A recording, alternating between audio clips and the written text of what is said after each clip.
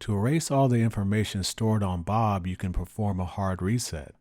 This will erase all existing map data, scheduling data, and customized cleaning data.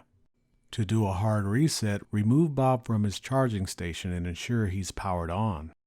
The hard reset is embedded in Bob as a step in his home checkup system.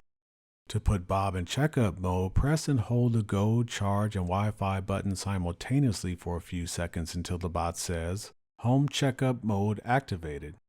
Bob is now in checkup mode. In this mode, Bob's LiDAR sensor rotates.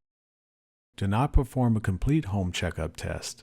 Instead, press the Wi-Fi button 6 times until you hear Reset Device. Then press Go.